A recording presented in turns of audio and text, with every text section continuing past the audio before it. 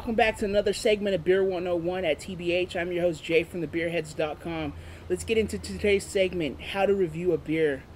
So what you're going to need first, you guys, is the proper glassware for your beer. You don't have to use the proper glass, but the proper glass is always a must if you really want to get the full depth of your beer. We're going to be doing Goose Island's Perry Jacques. It is a Belgian style double. Their take on the Trappist signature double out of Belgium. You traditionally want to use your chalice or a goblet glass. We're going to be using the Chimay goblet. Get your beer, open it up, keep it at temperature where it is at serving temperature. Get your glass. You're going to want to hold it at a 45-degree angle. Just keep pouring it down the middle, not too aggressive. Start pouring it until you get to the middle. This one has the 25 CL line on the glass, so where you can stop and get that head. Now the first thing to do when you review a beer, there's 3 steps: appearance, aroma, taste, and the last step is the overall. It's not really a necessary step, but it is your overall take on what you think about the beer. Step 1, appearance. You're going to want to look at the beer. What do you see? Tell yourself what you're looking at. Not everyone's going to be correct, not everyone's going to be right, but appearance is pretty much dead on. So right here you got a Belgian style double. Technically a Belgian double is almost like a big version of a brown ale. You definitely got that nice brown ale quality color to it. This one states it can be aged in the bottle to 5 years. That's going to be the fact. This is a bottle conditioned beer. Bottle conditioned beers are going to take on a nice, just cloudy, hazy, unfiltered look. You're definitely getting that in the appearance. You also will get a nice amount of carbonation from bottle conditioned beers, which you're already getting right now.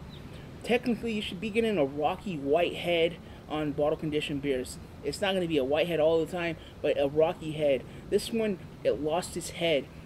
Due to the fact it's going to be so high in alcohol, it's going to do that.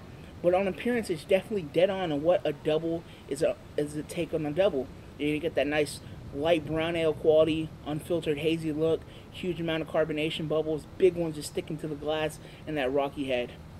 Step 2 is going to be the aromas. What to pick up from a double. Technically, doubles are almost just kind of like Belgian strong dark ales and quads almost. They're just lighter versions. You're definitely getting in a nice little roast toast quality. You're going to get huge darker fruits like plums, raisins, some fig and date. You're definitely getting in a nice Belgian candy sugar sweetness to the nose and other qualities like that. So let's get into this one. You definitely get that nice sweetness of a burnt sugar in there, and that's that Belgian candy sugar.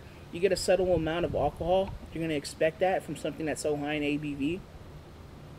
You're definitely getting that nice dark plum and raisin quality. It's almost like candy sugar raisins just floating in the beer.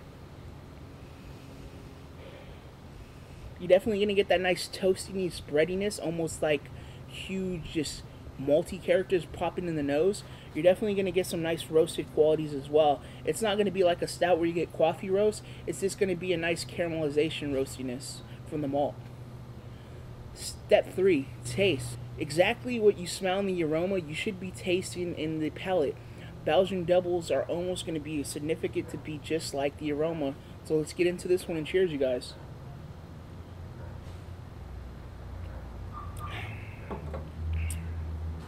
It's dead on.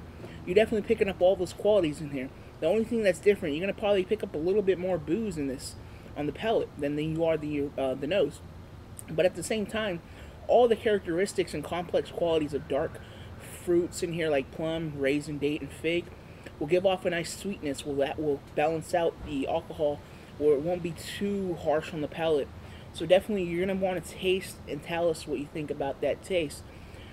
The next step is an overall, what you think about your opinion. Did it fit the quality of a double? Yes, it did. How was it for you? Did you like it? Was it drinkable? This is definitely a drinkable beer, but it's going to be more sipping than you are going to just take it back like you do the average pint. This is definitely a nice dessert beer, high in alcohol, huge complex qualities. It's definitely a nice take on a Belgian style double. The reason why I'm saying Belgian style is because it's not a Belgian beer. It's replicating the style, so it'll be a Belgian style, an American intake on what a Belgian double is about. Other than that, you guys, if I had to grade this, my scale is going to be 20 out of 20. Appearance is dead on. The only thing that I'm not really liking about this is the head. Even though it's so high in alcohol, there should be that hop acid that should keep that head retention around. definitely those hop oils. That bottle condition should be still keeping it around. You're definitely seeing this right here. I'd probably give this a 4 out of 5. The aromas, I'd give it a 5 out of a 5. The taste, I would give it a 5 out of 5. There's dead on what I smell, dead on what I taste, and dead on what a Belgian double is about. Overall, I just think this one is just a little bit too big and booze for me, and I like it, but at the same time, I think it's a little bit too boozy. I wish I would have expected a little bit more malt backbone to this one. So I'm going to be giving this an 18 out of 20, making that an A beer for my grade scale.